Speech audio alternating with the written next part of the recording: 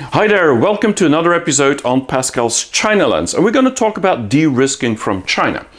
It's a big word, and just a couple of weeks ago I was in San Francisco delivering a keynote to top executives of multinationals, and China was top of their mind. Actually, on the top 3 of their concerns for the future, China was there. And of course, generative AI or ChatGPT was there as well. But we're going to talk about China, and one of the main topics that they asked me about was about how to de-risk from China. So I'm going to share some of my views. Now, the problem we have these days when it comes to China is that we're getting an overload of bad news coming from China. I mean, with the 20th Party Congress, there was the Communist Party of China, Xi Jinping being in power for life. And then all that news shows that China is changing. But there's also things like the debt of China, the real estate bubble that is bursting, the demographic problems, of course, production that isn't always growing, or the economic numbers that aren't so good since the beginning of this year or not as expected. And then you have unemployment, you have Taiwan, you have, the tech war. I could go on and on and on. The reality is, every week there's some news coming from China that is not good. And so a lot of companies start getting scared when it comes to China. What if China would really close down and go back to maybe the Mao time? Then what would we do with China? If China would end up just like maybe Russia ends up right now with the war in Ukraine, do we have to all pull out? So should we de-risk now? Or maybe we should have started doing it 10 years ago, but what is the situation right now? I believe this is starting to look much more like a gamble that people are playing. And many companies feel you have to play either red and be all in on China and double down on China, like many companies are doing, or play on black and leave China. Just don't go for China anymore. And so you see companies like Tesla doubling down on China, and other companies that are actually leaving China for multiple reasons. Now, what is the right strategy? I believe you shouldn't be betting on red or bet on black. What you should do is actually bet on odds or on even. Actually, you have more chances to win roulette if you actually just play always odd or even than if you play red or black, just because the house always wins, because they have 0, which is green. And so this is not a game of roulette I'm going to try and explain here. The reality is we should look at both inside and outside China by having all the numbers evening out over the whole region. And so this is what I think we should do. But the problem is, for many, many years, since Trump started the trade war, we've been talking about decoupling from China. This became the big buzzword. We all are going to decouple from China and look for new countries like Vietnam or India and so on. There's been articles, papers written about it. The question is, can we really decouple from China? Well, the answer was kind of given in April of this year. Ursula von der Leyen, she went together with Macron to Beijing, and when she came back, she gave a presentation, a speech to the European Commission, and in that speech she made very clearly that we can't decouple from China, we have to, and that's the new word, de-risk from China. I'm going to share that video with you because it's very interesting to see how she starts that speech. The first 1.5 minutes I'm going to share, and listen very carefully to the words she's using in the beginning of her speech to explain what we should do and how we should look at China. I was fortunate to be in Beijing on the day of the Qingming Festival, one of the most traditional Chinese holidays. Seeing this country again, firsthand, only reinforced my deep admiration and respect for the people of China. For centuries, they have helped shape world civilization, and in the last decades, they have really transformed the economy of their country, lifting more than 800 million people out of poverty in the last 45 years. We should never lose sight of the magnitude of this transformation into a modern-day economic powerhouse, key global player, and a leader in many of the cutting-edge technologies that certainly will shape the next decades of global civilization and progress. And so this is very interesting. It's interesting because she talks about a few words. She's actually using all the buzzwords that you should use to praise China. And that is always a good idea to start a dialogue with the government, with China, with how to deal with this country. And she talked about really deep respect. She talked about culture. She's talking about transformation. And it's true, China in the last 40 years transformed like no country whatsoever, wherever in the world. She talks about China being a powerhouse, about being a tech leader. I mean, this is very interesting. Many people in the US still believe that China is not a tech leader. And she's also saying very clearly that China is shaping the future of global civilization. And the word civilization is very critical to use for China because it shows that they have like centuries of civilization that they're building on top of. It's not China from 1949. And so she's been using all the right buzzwords, starting with the Qingming Festival, so making it very emotional for China and showing she cares. And I think that is the starting point that most politicians should actually do today, but also governments, not just politicians, but also companies should actually look at this strategy. What you say afterwards is the content, but you have to start getting it right. This is what China means by respect.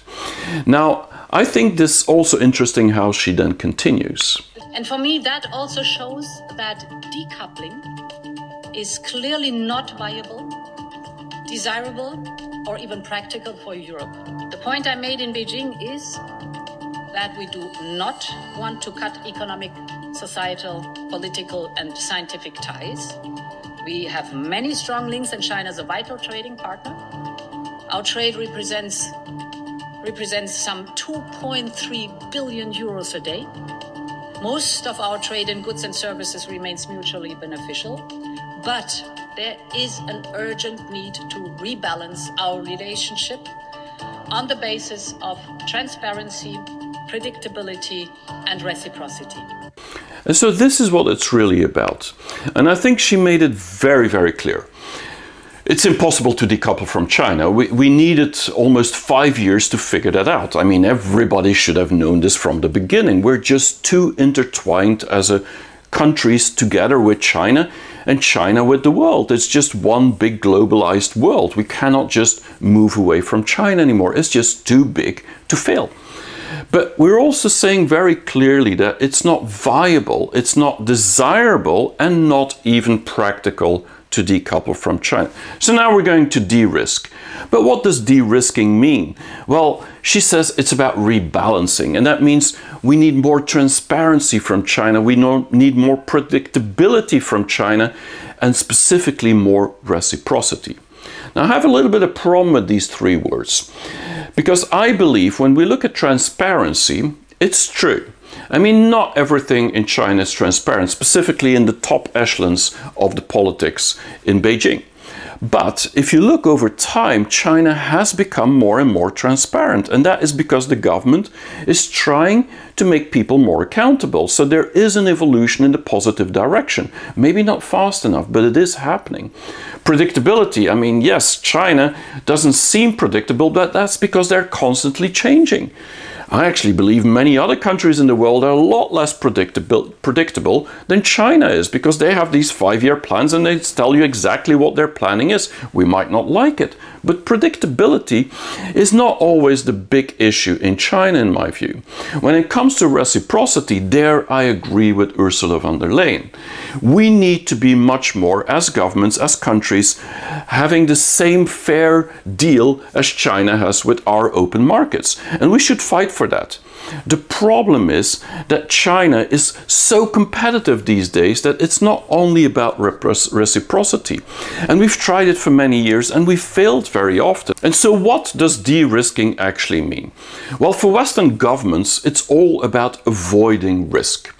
Risk in 4 different quadrants. I mean, there's the real red flag risk, which is security, national security. There's, of course, trade and market. We need to figure out reciprocity and how to keep that free and liberal markets for us and for China.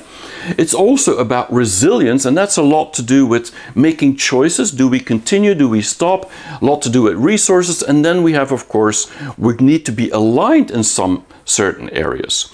So where are we doing all these things? Well, it's very simple. When we look at security or national security, it became a political game. What it means is that everything that is made in China these days is becoming a national security risk. And so this is a very politicized environment, and that is not a good evolution, because if we end up like that, continue like that, like we've seen with TikTok and many other companies that are trying to do business in the US or in Europe, then what we will see is that ultimately we won't be able to buy anything from China anymore, meaning we in Europe, we in the West, will get behind on the evolution of technology simply because China will actually not be able to sell the high tech to us anymore. And it sounds counterintuitive, but this is what is really happening. We shouldn't politicize everything from China. It makes no sense. Not in this world anymore. The second thing has to do with the free market. And as I said, if we look at trade and markets, we've tried reciprocity, we've tried it many times, it didn't work. Ultimately, what we're doing is actually protecting our market more and more. And this is quite interesting because we have a very free market in Europe and in America, but more and more we're starting to protect, we're starting to add barriers. So we are becoming less free. We are closing it maybe as fast as China is opening it these days. And so this is very interesting because we're going back in time, their evolution in time. Maybe we'll cross each other one day. But this is the reality. We're protecting our markets more and more. And that is not a good evolution for the globalized world either, specifically when it's about research and innovation. But then we also have the resilience that we're looking for. And for Europe, for America, specifically the European Union, it's all about resources. This is about not being so vulnerable towards China, meaning we cannot depend on China, because if they decide not to give us the resources, like now we see with gallium and germanium, I mean, two rare earths that we might need licenses to get and which we need for developing our own economies, then we are very vulnerable. And so for us, it's all about making sure we don't buy everything from China. Maybe nothing if possible. That would be the ideal world for the European Commission, in my view. But that is not very practical. It's not going to work. Now, the fourth thing has everything to do with alignment. And Western governments seem to say, we want to stay aligned with China, but only on those places which have a common ground or a common benefit. It means a global crisis that we need to tackle. Think about the pandemic, or maybe climate change. I mean, that's the number one. It's always climate change. We're okay to work with China, but everything else we prefer not to work with China. Think about the debt relief in Africa. We need to work with China. And so more and more what we see is that we want to work with China. The governments don't want to work with China. They want to work with China as little as possible. And this is not very practical, but this is more and more the narrative that we have from the governments. Now, how about companies? Well, if you look at multinationals, they don't want to avoid risk, they want to manage risk. I mean, that's what company is all about. Without risk, no company would exist, because that's what venture capital is all about when you start your company. So this is not about avoiding risk, it's about managing risk. So this is also the same 4 quadrants. But what's very interesting, and that is something we don't really see so much or talk too much about, is that we have emotionally an opposite view on how to look at these quadrants as a company, as from the government's point of view. And what's happening is that we're actually mixing the emotions. Companies want to see the same 4 quadrants, but when they look at security, at trade, at resilience, and at alignment, they're looking at different things. When they look at security, it's about protectionism. This is about keeping things safe. It's about data and so on. It makes sense. You want to keep your company safe. It doesn't seem that countries have the same view, because they are politicizing the security and not only caring about protectionism. when you look at the trade in the market, it's very interesting to see that since the beginning of this year, many CEOs of multinationals, they all flocked to China, and Elon Musk, for example, or Bill Gates and so on, they all went to talk to Chinese government officials, and this became very political. They wanted to show to the politicians in China that they're still committed to the Chinese market. But there's also people in their boards that are very anti-China, meaning they say we shouldn't be in China for many reasons. It could be human rights, it could be Taiwan. And so this has become an internal politicized view of many boards in the West. And only the very strong CEOs, like an Elon Musk or somebody from JP Morgan or other people that say, this is how we're going to do it, they actually set the stage and they set the strategy. And so it's become a political discussion. And then we have, of course, the resilience, which is all about the supply chain these days. And for companies, this is not so much about the supply chain only, it's more about avoiding crises in the future. What it means is that companies have seen with the pandemic, when the supply chain is actually disrupted, how that disrupted their companies. And so it's not about their vulnerability only for China being against them or China making different choices. It's more about if there is a disruption, which probably will happen because of a politicized view of governments, US against China most likely, then the crisis could occur again, or there could be another pandemic. We don't know. I mean, there's many crises that could still happen. Climate change, one of them. And so we need to look at being more resilient.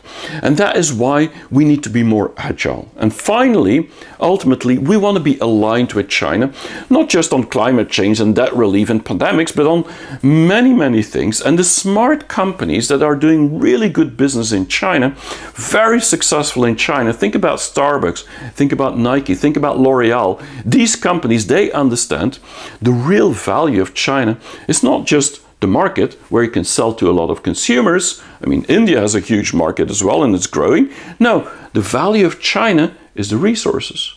And this sounds weird, but actually it's very logical, because this is where you can get talent, you can get things from China that they're developing that we will need in the future. But you have to be a visionary to actually see that happen and not just see, can we sell more or less to China? And so this is the view of companies. Companies have a much more healthy view, in my view, than the governments have, because they're not just looking at risk, they're also looking at reward, and they're looking at managing this risk. Now, what I find really interesting is that if you think about it, these four reasons and emotional views towards these four quadrants is exactly how the Communist Party of China is looking at the world. And so companies and managers of multinationals are very aligned with the Communist Party of China. And some people will say, Pascal, what are you saying now?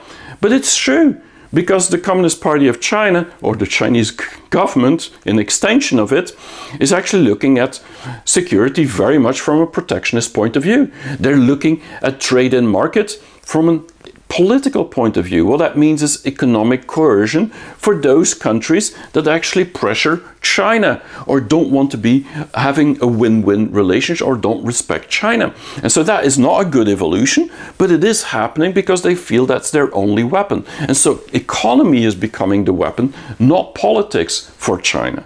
And then if you look at resilience, I mean, it's all about avoiding crises. This is what China has been doing for more than 10 years, since the beginning of the Belt and Road Initiative.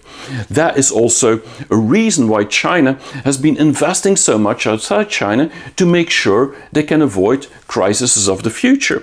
Crises mean enough food, enough water, enough energy, enough minerals, enough everything that you need to actually make sure China can continue to develop. Think about a company continue to develop. You need the resources. That means you need to avoid crises of the future.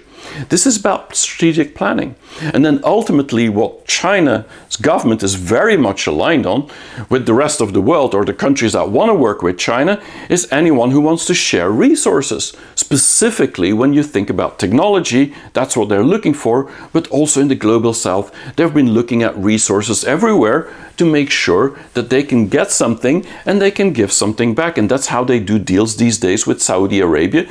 Give us the energy, we'll give you innovation.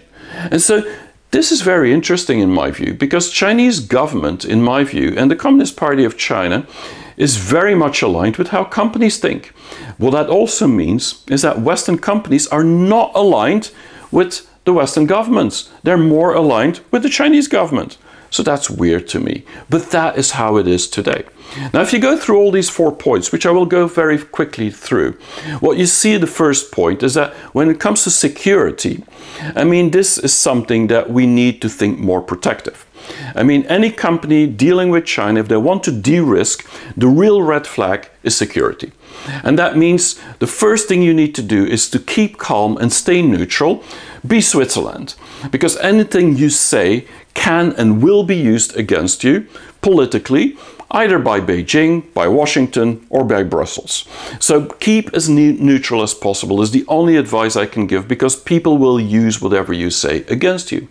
But if you're a European company, it's not just an option to actually not to de-risk or not de-risk, you have to have a risk analysis. Because if you don't have a risk SWOT analysis, a strength, weakness, opportunities and threat, then you will get penalized by the European Union. I mean, countries separately will do it. Germany, France, many will actually fine you 100 million euros simply for not having this risk analysis on, for example, forced labor, or maybe pollutants, or things like non-discrimination. I mean, all these things are defined in real policies and laws, so it's not an option anymore. So we should all do our homework and make sure we have a strategy. But what's very interesting these days is that cybersecurity is becoming on top of mind of any CIO in the world, Chief Information Officer or Data Officer. And so this is really where we should look at it and make sure that we are protected as a company. And it doesn't matter whether it's Chinese hackers or Russian hackers or hackers from the US or wherever they come from. I mean, we should actually be very protective. But when it comes to China, we should silo our data within China. Because with the new laws, the data laws of China and the cyber laws, we're almost forced to keep our data within that country. That means we are siloing, which is a new word that people are using these days, all the data inside China and all the data outside China. And if you can't do that as companies, because some companies make money from just sharing data globally and then having analytics and so on, I mean, they will probably leave China, and some have already left China. So if data, cross-border data transfers is critical to your business, well, China might not be the country for you. And that is something you need to be aware of. But my advice when dealing with China is to do 3 things when it comes to security. We all have to have a mitigation plan. It means we need a plan B. And that means, first of all, we need to stay in control. Stay in control means we need to understand very clearly not to overbet. That means just bet whatever you can afford to lose. Simple as that. Don't get addicted to China. Some companies are too addicted to China. But at the same time, place many little bets and you should be fine on itself. But we also now need an exit plan. Specifically, the leaders, the chief representatives of the companies, they need an exit plan if they're a foreigner. Because if they are politicized and do something wrong, whoever started it, whether it's headquarters or China started, it doesn't matter. The chief representative will be targeted by Beijing and they will have to be accountable. And that means you need to pack your bags quickly if you are in that trouble. And so it's actually better for that reason to have localized management, Chinese management, because they know better how to deal with this. And finally, never ever burn your bridges with China. I mean, Google showed us how not to do it. They said many years back, we don't like China, we don't want to be in China, it's the censorship, we don't accept it, and they burned all their bridges by saying that China is evil. And then later they wanted to get back. for their search engine. I mean, it didn't work. China didn't let them back. So if you burn your bridges, even if it goes bad, that will actually be a non-stopper or a stopper for you to come back. Well, you don't have to burn those bridges. So don't use the fact that you have problems in China as a PR engine for the rest of the world. That is the worst decision you can do. But many companies feel this is their right to do it, and this will actually get other customers in the rest of the world to like them. Don't get liked. I mean, you will get disliked by China. Now, the second thing has to do with trade and market. And this is where I believe it's more and more about a political game. And we need to be strong leaders now when it comes to China. Multinationals need to really go to China and meet face to face with the people, with the government, but also with their counterparts, with their suppliers, and be very genuine and open about a discussion to have about how to deal with China and how to de-risk with China. And what they think about it. Meet face to face is the only solution, and it always has been the only solution to understand and deal with China. So why did we change that? Well, we had a pandemic for 3 years and we had no option. But that should change now that China is open, and we've seen many companies do that. But the most interesting is that top leaders of multinationals these days, and most companies, what they see really as the opportunity is the middle class growing in China and in Asia. I mean, in China, we're talking about 500 million people now. It's going to be 1 billion people in less than 10 years from now. I mean, that's the biggest middle class in the world. And this middle class is actually a market which is becoming extremely sophisticated, new buyers, but also there's new generations that are much more alike with Western generations. This means they are actually having the same needs as many people, many buyers, many purchasers, many consumers over the world. And so China could really be a huge market because it's growing so fast in the middle class. But the most important, if you deal with China and do trade with China or have a market in China and have invested in China, you need to be compliant. The word of today is compliance if you deal with China. If you're not compliant, whether it's on tax laws, on labor laws, on monopoly laws, or on cyber laws, on data laws, on privacy laws, anything you can come up with, I guarantee you, you will get burned by Chinese government. It means the regulators will come after you, they will fine you, and then you will have to pay huge penalties. And the problem is social media could use that against you in China to say you're not abiding according to the rules and regulation of China, which means you will lose customers as well. And so this is something we need to not take lightly. So if you want to continue dealing with China, which is the biggest market growing still and a huge opportunity, and it is changing, but it is also changing in a positive, you need to be more compliant. My advice, and this is critical when wanting to address the market or buying from China more and more, is to not make it a game of values. And this is very difficult for Western companies because most of the companies, they exist based on their values. And so without these values, the companies claim not to be existing. And so we have to be careful because values in itself are not universal. And that doesn't mean that our values should change towards Chinese values. They're just sometimes different, or priorities are different at least.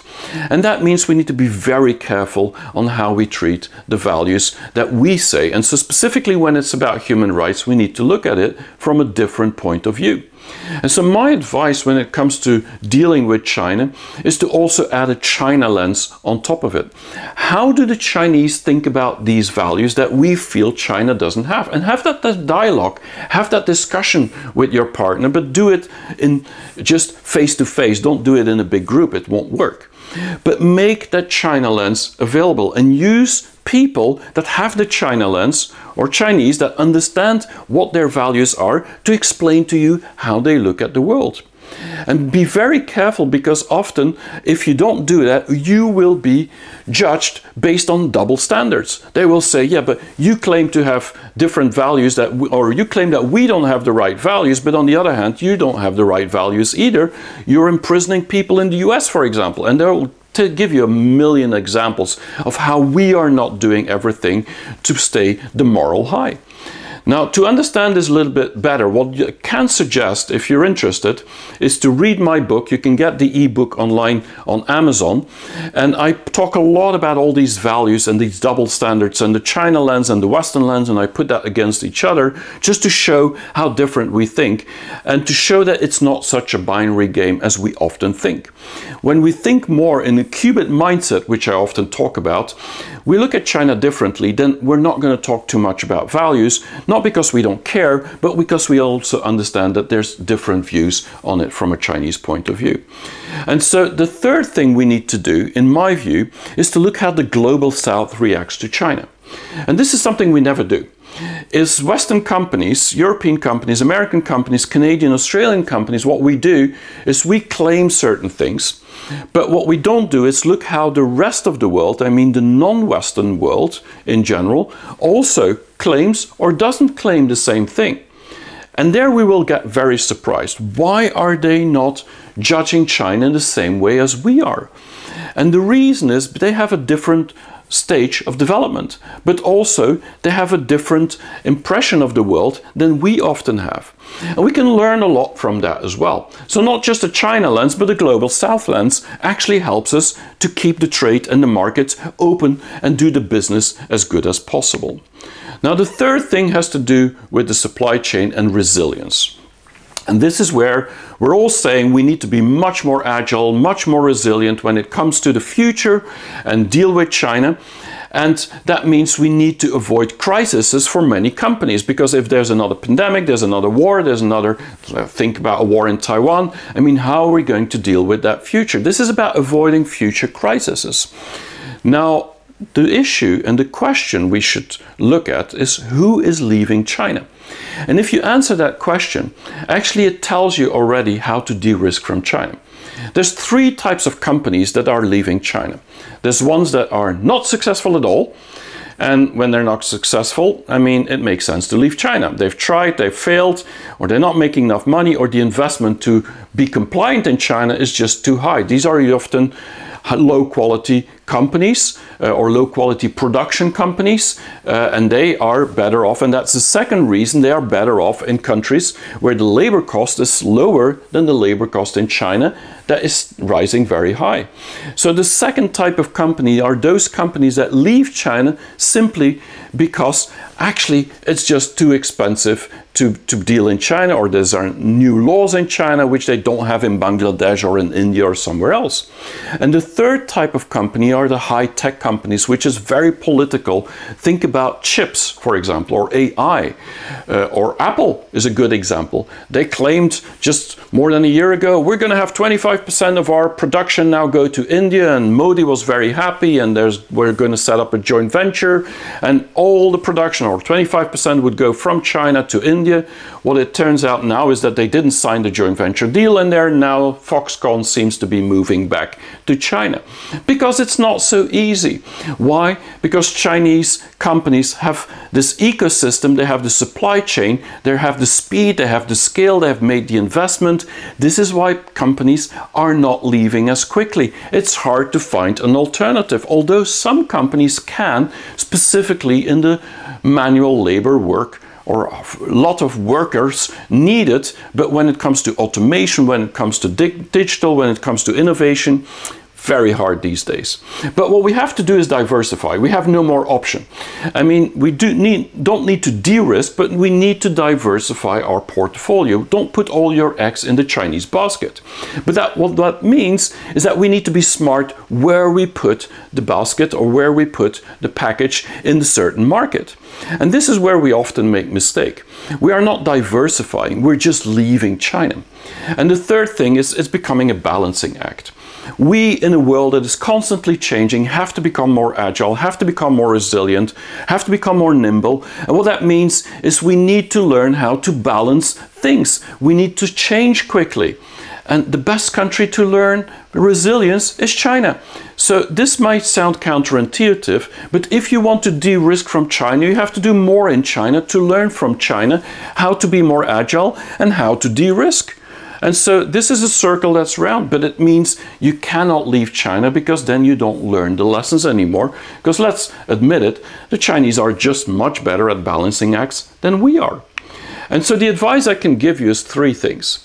First of all is look at where the Chinese are going themselves and follow the Chinese, specifically the diaspora in the Asian countries, in Southeast Asia. Where have the Chinese migrated to? Because that is where they are investing. And maybe it might be a new market for the Chinese, which means it could be a new market for us as well. And then we are de-risking from China at the same time.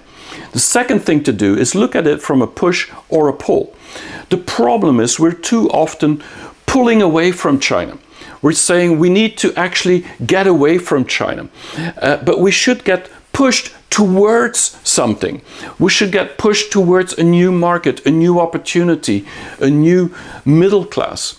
So when we look at the China Plus One strategy and we want to go to Malaysia or thinking about other countries, what is the opportunity? It should be the reason to actually go to these countries, regardless of China.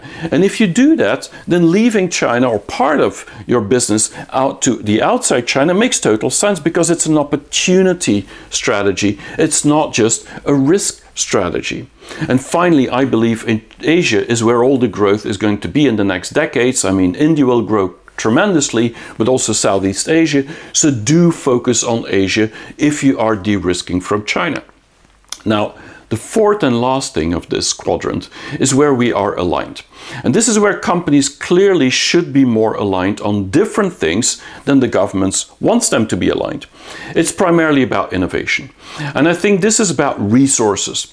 So companies that are smart and successful in China, they understand that. They know that what you can really get from China now are researchers, is research, it's development, it's innovation, it's top-notch products, high-tech, the most high-tech you can get.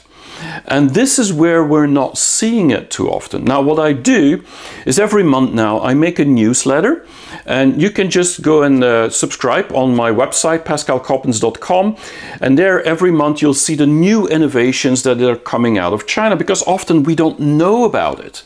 But every month I give like 6 to 8 top innovations that are top of mind for me, where I think the world should know about, because it could actually change the world. Smart companies, smart multinationals, they understand it, and they are in China more for innovation these days than for the market. And this is something we don't tell enough, specifically politicians.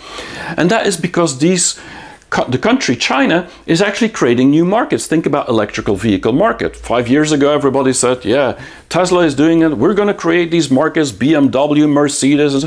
Now they're all saying, without China, we have no more market, because all the innovation, all the technology, the supply chains, the batteries, everything is coming from that country. But also consumers are buying more there than anywhere else, because more than 50% of the buyers of electrical vehicles come from China. And this is just one market. You have the same in biotech, in healthcare, in agri-tech, and in many environments. The metaverse, for example, nobody talks about it in the West anymore. In China, it is booming. And so look at China for new markets. That is the alignment we need to have. And most important, it's all about talent. We're often forgetting that the real power of China is the brain power. I mean, 12 million Chinese graduating from university, top universities. Now, amongst the top 100, there's more than 10 Chinese universities now. These people are very smart, and even when they travel, they study overseas. I mean, they're usually the smartest students as well, together with the Indians and some other countries. And so the reality is that there's so much great talent in China, and China has an employment issue, so you can actually tap into that talent. And so that means that there's 10 times more talent coming out of China every year than in America or Europe. And so we should look at this talent. This is the real power of China. And so my advice is to look at new trends. This is why you should be in China. It's because of the trends. This is the reward part. The trends is, first of all, political trends. This is very important. Societal trends. Xi Jinping calls it common prosperity. What that means is to get people that are still poor into the middle class, creating that middle class. This is creating new markets in healthcare, creating new markets in many environments for seniors, like technology, digitalization, and so on that can help them actually take care better of their society. And it's really going to be difficult to reach this common prosperity, but the fact that the government is putting everything behind it, it means that opportunities in markets will start coming about. And Chinese, in my view, after having lived more than 20 years in China and been busy with China for 35 years, specifically the last 2 decades, Chinese are really trendsetters. They're early adopters. It means when you launch new products, try it out first in China. You have the best chance probably to get this product adopted or see it fail. And that can make you a decision whether you continue it globally. Don't do it the other way like we used to do it. Launch it in Europe, launch it in the US, and then dump it in China. It doesn't work anymore because Chinese want the newest. They are the early adopters. And let's not forget that Chinese and Asians are much more aspirational these days than we are in Europe, for example. I mean, America is maybe a little bit better, but in Europe, I mean, specifically after the pandemic, we are not willing to do the hard work anymore. Many people are going on the streets, revolutions are coming up in little pockets because we don't want to do the work that we did before, or that the Chinese are doing, or the Indians are doing, or the Asians are doing. Why? Because we feel we should actually be getting more than as we used to get before the pandemic. But it doesn't work like that in a globalized work. We are competing with people that have more willing to put in the hours, more willing to put in the brain power and put in the investments than we are these days. And that's a dangerous situation to be in. So look at the aspiration of China. This is the positive energy that can really get companies to go the extra mile and create new things. And so to summarize a little bit, I believe that companies should look not just at risk, but also at reward. And de-risking from China, I think, is not the right word. I think we should do 4 different things.